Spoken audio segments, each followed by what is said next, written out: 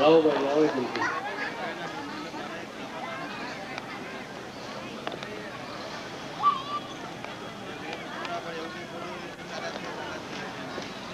નાના યુનિટ વાળા ચલાવી શકીએ. 2001માં ઝુંબેશના સ્વરૂપે એ રજૂ કર્યું હતું, તો સદભાગ્યે એ થઈ ગયા હતા ગ્રાહક આપણી પાસે 6000 ને 6600 થઈ ગયા, અને 2003માં 4300 હતા, એ ઘટી. તો આ અપીલ કરીને આવો સમય લેવાનો રહે નહીં. સમય નથી એટલે વિસ્તૃતિ એની કરતો નથી, પરંતુ આટલું ખાસ માનજો, કારણ કે આ અંક તો આપણે ચલાવવો જ પડશે. કોર્ટમાં ચલાવવો પોસાતો નથી, માટે આ યાદ રહે. એટલે બરોડાથી પછી પાઠવું છું.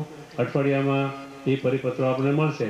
ભાઈ શ્રી રમેશભાઈ કાપડિયાને હું વિનંતી કરું કે એક ડ્રાફ્ટ લેટર કરીને દરેક કેન્દ્રને પહોંચાડી દે અને એમને યાદ અપાવે. એક બીજી વાત છે કે આપણે લાઈફ મિશનના પહેલા આવે એને ઇનામ આપીએ છીએ.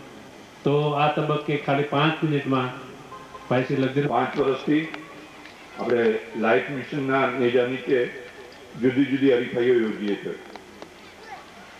એમાં ગરબા હરીફાઈ છે. ગરબા હરીફાઈમાં 2 ગ્રુપ છે, 12 થી 25 વર્ષ અને 25 વર્ષથી ઉપરના, એમ 2 ગ્રુપમાં આપણે ગરબા હરીફાઈ યોજીએ છીએ. દર વર્ષે યોજાય છે.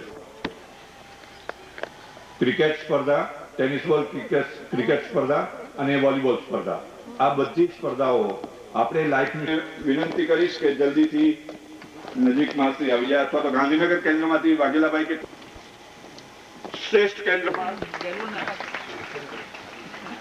ભાઈ શ્રી દિલીપભાઈ મિસ્ત્રીને વિનંતી કરીશ.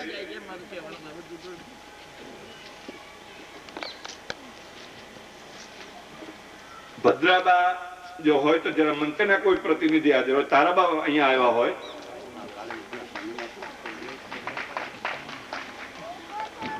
હવે શ્રેષ્ઠ બાલ કેન્દ્રમાં છે, એ ખરેખર જો જળવાય તો આપણી જે સંસ્કૃતિ અને સંસ્કારો રેડવાની જે પ્રક્રિયા છે એ લેવલથી શરૂ થાય.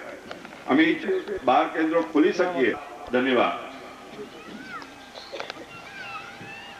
હજુ પણ પ્રતિજ્ઞા કરશે કે અમે ચોક્કસ દિવ્ય સંસ્કૃતિના 5 ગ્રાહક લાવીશું, તો આપણું જે આ દિવ્ય સંસ્કૃતિ બંધ કરવાની જે વાત કરે છે એ કદાપી થઈ શકે નહીં. જય ભગવાન. તો મારી સાથે બધા સંમત હશે. જય ભગવાન. બાપુજીનું કામ છેક સુધી પહોંચ્યું છે. બધા હાથ ઊંચા કરે. બધા અમે ગ્રાહકો પૂરા કરીશું. 5000. જય ભગવાન. આભાર ગોપાલ. મળે છે લગભગ 11:30 થયા છે. 11:30 થયા છે. પૂજ્યશ્રીને આપણે મોટા ભાગે 12 વાગે જ માઇક આપીએ છીએ. એટલે છે ગુરુજીની વાત છે, મુનિજીની વાત છે. થોડી શબ્દોમાં હું કહીશ. કોઈ મોટા ભાગના ત્યાં બધા કોઈ રહેતા નહીં. એક ભાઈ હતા, મને જોઈને કહે કે આ ઊભો રહ્યો હું. પૂરું થયું, કારણ કે બાપુજી 10 ને 10 મિનિટે જમતા હતા, એટલે તે પહેલા એમણે એ જે શીખવાડતા હતા એ પૂરું કર્યું. એમના પોતે બેસતા હતા, એમાં નીચેથી ચિઠ્ઠી કાઢી મને બતાવી, કારણ કે હું જઉં એટલે થોડુંક કામ એમને હોય નહીં. એમણે જે કંઈ કર્યું હોય, જે કંઈ છે એમની પાસે વેચાત હોય, એટલે એમણે વર્ષનો હિસાબ કર્યો. લકુલીશ યોગ વિદ્યાલયમાં વર્ષ દરમિયાન શું કામ થયું એનો ડિટેલ લખી અને પૂજ્યશ્રીને અમેરિકામાં મોકલી આપી. પૂજ્યશ્રીનો એક સુંદર પત્ર આવ્યો, એની નકલ મારી પાસે છે. હું વાંચી સંભળાવું, તમને પણ આનંદ થશે. ગુરુજીનો પ્રેમ કેટલો મુનિજી ઉપર હતો. આજના દિવસે આ સંભાળવાના આશયથી એ ગુરુજીની યાદ તાજી થાય એને માટે આપણે સબમિટ આઉટ અમેરિકા બેટા રાજર્ષિ સર્વને જય ભગવાન. જ્યારે મેં તારા પત્ર દ્વારા જાણ્યું કે શું અમારે આપણી આગળ એમનું દિલ ખોલીને એમણે જે વાત કરી છે ગુરુજીની ઉપસ્થિતિમાં 2 શબ્દો કે એવી વિનંતી છે. જય ભગવાન.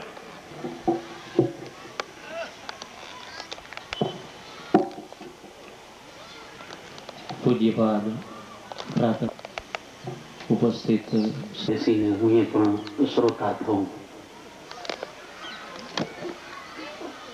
આજે બહુ મજાનો આનંદ ઉત્સવ છે ને આમેય શાસ્ત્રના મત પ્રમાણે આનંદની વાત છે. થોડો એ બનાવતા ચંદ્રવંશી મહારાજ યદુ જ્યારે વિહારમાં હતા, અરણ્ય વિહાર કરતા હતા, ત્યારે અત્રિના પુત્ર ભગવાન દત્તાત્રેય કૂતરા સાથે શ્વાન સાથે રમણ કરતા હતા, ક્રીડા કરતા હતા, આનંદ કરતા હતા.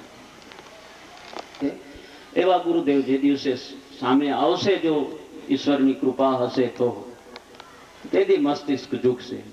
સ્વામી સ્વરૂપાનંદ સરસ્વતી શ્રીમઠ જ્યોતિર્મઠ આદિ અનેક મઠોમાં ભટક્યો ફર્યો. સદાનંદ સરસ્વતી વગેરે અત્યારે પણ એ બધા સ્વામીઓ ઉપસ્થિત છે. એ લોકોના મારા એ સમયના પત્ર વ્યવહારો જે હતા એ પત્રો પણ મારી પાસે વિદિત છે. પણ છે એવું શબ્દો દ્વારા જે કાંઈ અભિવ્યક્ત કરે છે. મારા રાજુભાઈ કરીને એક મિત્ર, મને કહ્યું કે હું જેને ગુરુ માનું છું તે ગુરુદેવ અત્રે કચ્છમાં પધાર્યા છે. ને સૌથી પહેલા જ્યારે હું એ આનંદનગરમાં આનંદ સોસાયટીમાં, એ સોસાયટી એ યોગાનું યોગ આનંદ સોસાયટી, કોઈ સંદેહને સ્થાન નથી. બિંદુ સરોવરની કથા તો પૂર્વે તમને અનેક વખત ભાગવત કથા વખતે પણ સંભળાવી દીધી છે કે મહારાજ